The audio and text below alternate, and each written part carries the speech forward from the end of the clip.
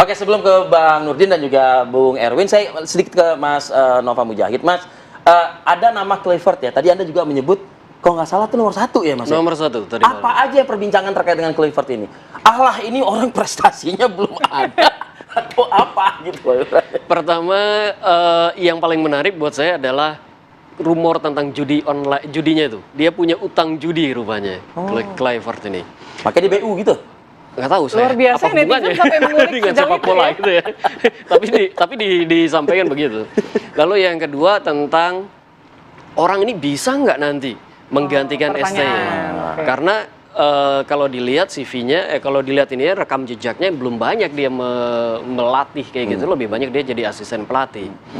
Lalu yang ketiga, prestasinya ketika main sepak bola, memang oke. Tapi juga bukan orang yang paling baik juga ketika di Barca, ketika di tempat lain juga bukan orang yang dia bisa bagus main, tetapi kayaknya tidak terlalu banyak penghargaan secara pribadi yang dia terima juga kayak gitu. Jadi lalu waktunya kan sedikit banget nih. Penggantian ST cuma 2,5 bulan tadi seperti dikatakan Bang Nurdin. Sanggup nggak dia masuk ke timnas Indonesia dan mendorong prestasi yang sudah dicapai oleh ST ini menjadi lebih baik lagi? Itu pertanyaan netizen tuh ya? Itu pertanyaan besar itu. Itu pertanyaan netizen. Tapi apa jawaban juga dari netizen? Ketidakyakinan kah? Atau wah ini keputusan yang salah kah? Atau apalah begitu ya? Pro kontra sih ya. Pro kontra. Kalau yang optimis ya tetap saja mereka bilang setidaknya STY keluar dulu sehingga pemain-pemain yang sudah ada ini bisa lebih dimanfaatkan lagi, karena banyak sekali yang kecewa dengan pertandingan belakangan dari STY yang sepertinya kok tidak banyak pemain yang dilibatkan atau bergantung pada pemain-pemain tertentu seperti itu. Lalu juga berharap pemain muda tetap diberi kesempatan oleh Kluivert ini untuk main di dunia internasional, karena itu sudah dibangun oleh STY. Jadi itu ada juga kekhawatiran, itu komentar kayak gitu tuh. Kekhawatiran pengguna media sosial ya soal akan diprioritaskan mungkin yang diaspora, perhatiannya akan jatuh ke pemain diaspora dibandingkan pemain kita. Ada juga kekhawatiran netizen. Kekhawatiran itu kan sejak zaman STY juga. Di STY juga tetap dikhawatirkan, karena kalau kita mau mengambil pemain kemarin yang main di diasporanya terlalu banyak menurut banyak teman-teman dari netizen. Liga kita apa gunanya kalau kayak gitu kan, dipertanyakan tuh, liga kita apa gunanya kalau kayak gitu. Tapi juga banyak yang memuji karena ST pada waktu itu dengan mengambil banyak diaspora, dia juga mampu membawa Indonesia di kancah internasional dengan prestasi yang juga tidak sedikit gitu. Pertandingannya bagus, ranking FIFA kita naik, masuk gugur ya, ini babak gugur juga di Piala Asia.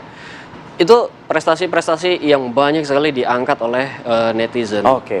Maha benar netizen dengan segala komentarnya kan begitu ya berarti ya. Oke, saya ke Bang Nurdin. Bang Nurdin masih bersama kami, Bang Nurdin. Bang Nurdin, sisa 2,5 bulan, Bang. Tapi kan Anda tadi menyebutkan ya Anda manajer klub juga, Anda juga manajer timnas, selaku direktur bahkan ketua umum juga. Nyatanya benar-benar 2,5 bulan nggak Bang Nurdin? Karena ini pemain kan nggak di sini, Bang. Pemain kan ada yang di sana juga begitu loh, di luar negeri sana gitu. Waktu zaman yang lalu ya, waktu zamannya saya ketua umum maupun sebelum saya, kita terkadang waktu itu melakukan suatu program yang instan. Misalnya kita pernah mengirim pemain ke Eropa, setahun 2 tahun di sana, tapi kemudian gagal juga investasi. Kita mengandalkan Liga Indonesia juga belum memberikan harapan yang seperti diharapkan oleh masyarakat kita, di mana bangsa adalah bangsa bola. Nah, oleh karena itu sebetulnya strategi PSSI sekarang dengan naturalisasi yang ada sekarang itu, dengan mereka bermain di Eropa, itu adalah suatu pilihan yang sangat tepat.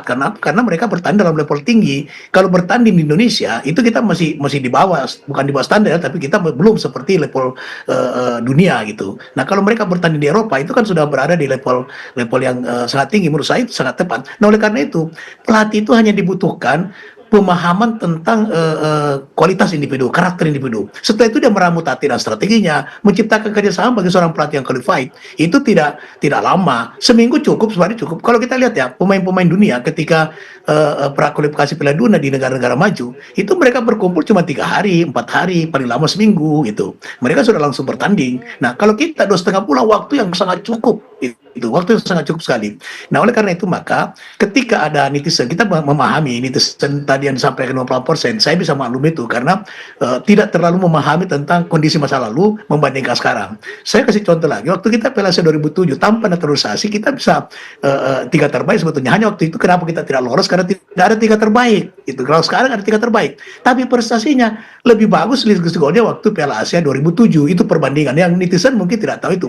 Yang kedua, memang Sintayong kita tidak bisa pungkiri, tidak bisa menafikan dia ada prestasi. Salah satu prestasinya bisa meyakinkan pengurus PSSI Jawannya Pak Imam Bule, yaitu mengambil naturalisasi dengan pemain yang punya darah Indonesia. Itu prestasi sebetulnya. Tapi kalau dari sisi prestasi pertandingan, coba tunjukkan kepada saya ya, siapa dia, yang mana yang dia berprestasi dalam level tinggi itu atau yang diharapkan oleh bangsa bola. Kita dua cinta belum pernah juara kok di SEA Games, Asian Games, Piala AFF. Justru Indra Sapri dia berprestasi kalau ukurannya menjadikan Indonesia juara itu. Dan mengganti pelatih itu adalah hal yang sangat biasa. Saya kasih contoh tadi, dalam prakualifikasi ini sudah 3 pelatih yang diganti. Arab Saudi, Roberto Mancini. Kurang apa Roberto Mancini ketika dia menangani, tapi belum tentu cocok dia melatih di Arab. Nah sama dengan kita, Sintayong itu bagus, tapi bagusnya kalau di Korea. Itu di Indonesia dengan speed and power mungkin tidak cocok. Di Indonesia itu karakteristik pemain kita itu tidak berbeda dengan Brasil itu,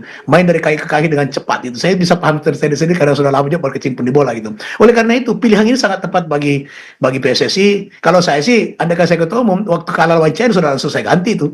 Ini menurut saya sudah terlambat malah. Pak Nurdin, saya ke Bung Erwin terakhir. Bung Erwin, ini kalau tadi kan disampaikan ya, palingnya seminggu maksimal cukup lah untuk bertemu dengan pelatih. Tapi kalau kita bandingin dengan STY, mungkin yang sudah paham, sudah kenal skill, kemampuan, kepribadian dari masing-masing pemain. Nah ini cukup nggak waktunya buat pelatih baru nanti dalam waktu yang mungkin maksimal seminggu misalnya? Faktanya nggak sampai seminggu.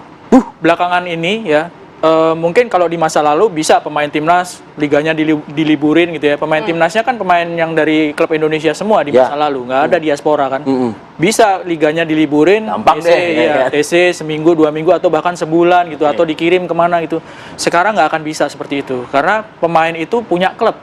Klub itu berkompetisi, ya. Jadi ada yang namanya FIFA Match Day, entah itu pertandingan uji coba atau pertandingan resmi seperti kualifikasi Piala Dunia nanti bulan Maret, ya. Jadi nggak mungkin pemain itu kumpul dalam waktu seminggu, ya. 5 hari, 4 hari itu udah maksimal. Kita nanti waktu pertandingan lawan Australia, sangat mungkin pemain yang dari Eropa langsung ke Australia. Kumpul 3 hari, 4 hari itu sangat maksimal. Jadi seminggu yang tadi Anda bilang tuh nggak akan juga penuh seminggu begitu ya? Nggak akan gitu. Dan itu yang dimiliki oleh pelatih baru nanti, entah siapapun itu. Kalau sekarang namanya kan Patrick Kluivert. Ya kita nggak tahu, diresmikan nanti tanggal 12. Apakah dia atau bukan. Tapi yang jelas pelatih baru memiliki waktu yang sangat sedikit. Jadi ini resikonya cukup besar ya? Ini resiko yang sangat besar.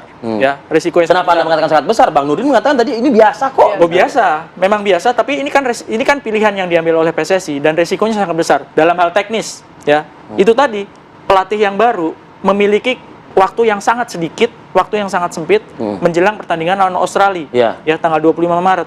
Paling lama 5 hari.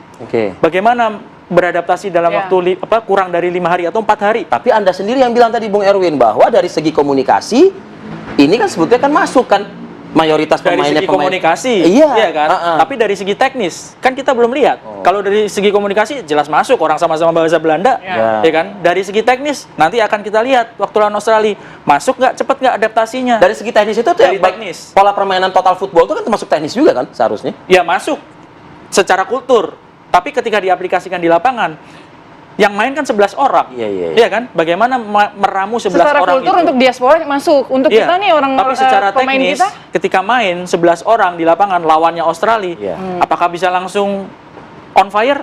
Itu kan masih jadi tanda tanya. Makanya itu resiko secara teknis, resikonya besar. Secara non teknis, Coach STY itu media darling, netizen darling dengan prestasi, dengan pencapaiannya. Non teknis ya.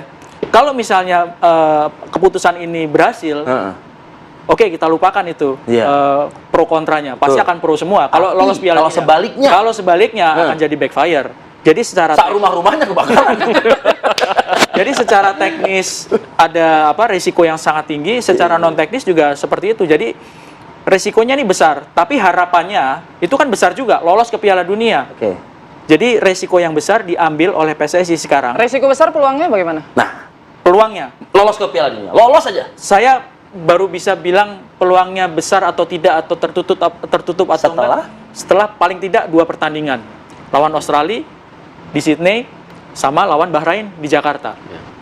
Itu baru kelihatan. Jadi saya nggak bisa, wah ini tepat keputusannya. Oke.